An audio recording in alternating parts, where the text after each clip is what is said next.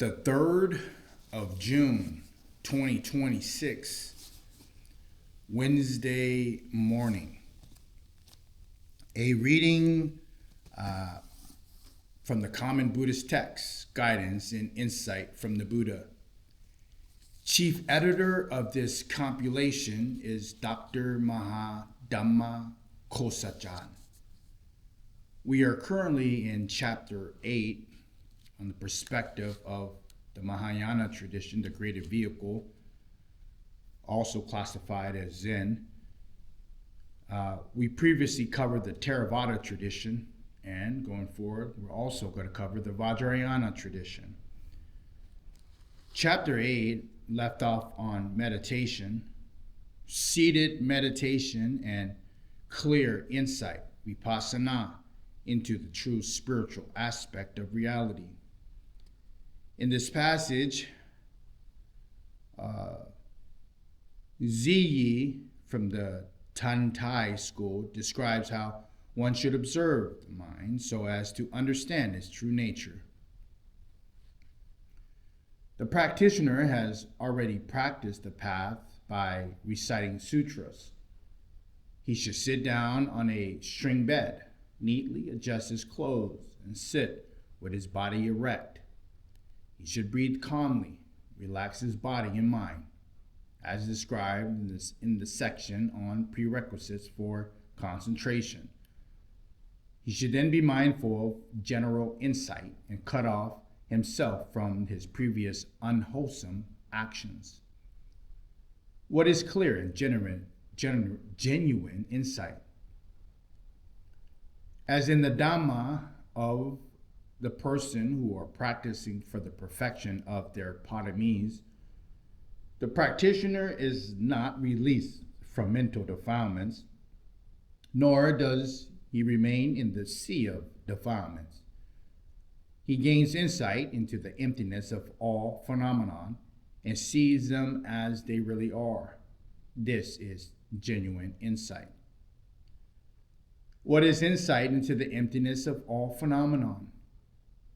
The practitioner should carefully cultivate insight into each thought as it arises and into the distorted mind that accompanies it. He searches for his mind amongst the various different kinds of causes and conditions, but cannot find it. The mind is like a dream. It is not real. It is calm, like space, akasha. It has no name, no characteristics. It cannot be conceptualized. At this time, the practitioner does not see that the mind is samsara, the cycle of rebirth and existence. How could he see that it is nibbita? As he has not attained this insight, he cannot preserve it. He does not attain anything. He does not give anything up. He does not rely on anything. He is not attached to anything. No thoughts arise in his mind. He is tranquil. He does not dwell in the tranquility. Though this is inevitable, it cannot be put into words. Although he does not find any characteristics of mind or of no mind, he nonetheless understands the teaching of the mind and the teaching of the no mind. Absolutely everything is Maya, an illusion. All delusions and distortions which create all mental phenomenon, unwholesome actions are as well as good fortune, arise from the mind. Outside of the mind, there is no unwholesome actions or any good fortune. Indeed, there are no phenomenon. If the practitioner has insight into the mind and insight into the no mind, he will see the unwholesome actions and good fortunes have no owner. He will see that the unwholesome actions and good fortune have no owner. When he understands that unwholesome actions and good fortune are empty of inherent existence, he sees that all phenomena are empty.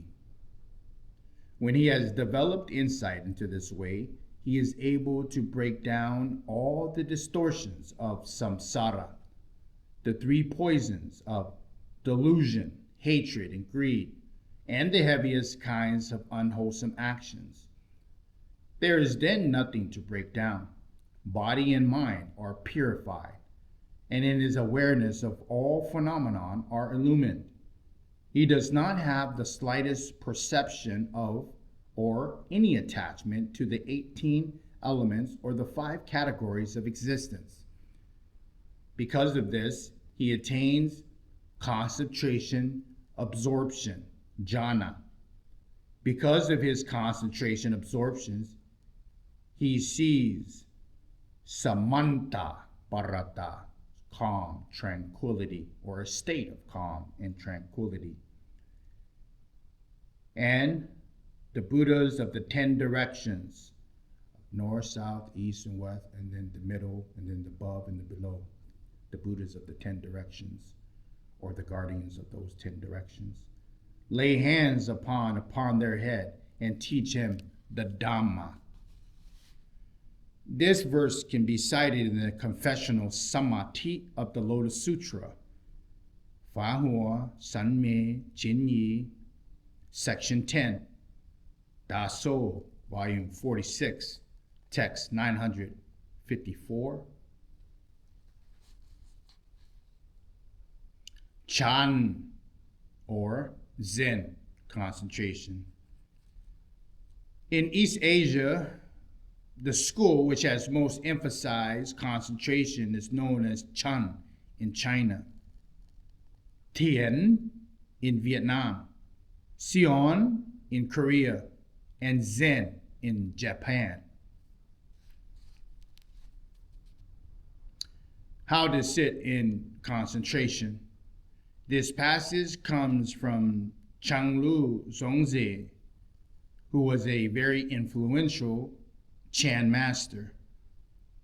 His manual for the seated concentration practice has been popular among practitioners as a standard in China and Korea.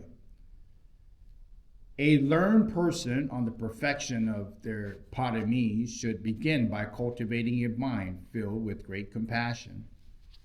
He should make a great vow to cultivate perfect concentration absorption and commit himself to saving all living beings. Not seeking liberation for himself alone, he should therefore abandon all conditioned things, give up the incessant affair of the world. Body and mind should be as one. There should be no gap between movement and stillness. Eating and drinking neither too little nor too much. Regulate sleep, being neither overly indulgent or overly strict. When you wish to concentrate or meditate, find somewhere that is peaceful and quiet. Spread out a thick mat and ensure that your clothes and your belt are not too tight. When everything is properly prepared, sit cross-legged. First, rest your right foot on your left thigh, then rest your left foot on your right thigh. Alternatively, you can sit with your legs half crossed.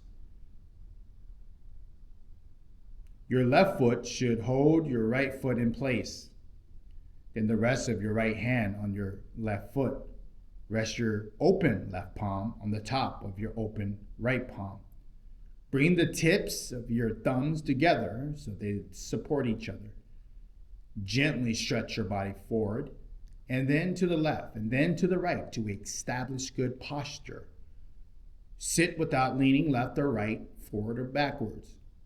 The lower of your back and your neck should support each other so that your body is like a pagoda. However, you should not sit bolt upright, as this can lead a person to become restless and not calm. Your ears should align with your shoulders, your nose with your navel. Your tongue should press gently against the top of your palate, and the lips should touch your teeth. Your eyes should be slightly open so that you do not become drowsy. You may attain the state of concentration calm, the power of which is unsurpassed. In ancient times, the monks, who were the most advanced practitioners of concentration, always concentrated with their eyes open. Chan master Fayun Yangtong even scolded those who concentrated with their eyes closed, saying that it was as if they were in a dark mountain cave filled with ghosts. The wise see it this way. When the body is able to stable and to breathe calmly, you should relax your belly. Do not think about good and evil. When a thought arises, you should be aware of it immediately. When you become aware of it, it will dissipate immediately. Dwell for a long time without thinking about conditioned things. Your mind will be integrated. This is the essential heart of concentration. This is cited from the manual for the seated concentration practice, Zayun Chan Yi. This is part of the Chenglu Zongzi Pure Regulations for the Chan Preserve, Chan Yin, Yinkui, Tasso, Volume 48, Text 2023. I will leave off there today as we pick up tomorrow or on the next one from Chapter 8 on the perspective from the Mahayana tradition, and we will pick up on seated meditation. A common Buddhist text, guidance and insight from the Buddha. Chief editor of this compilation, Dr. Mahadhamma Khosachan.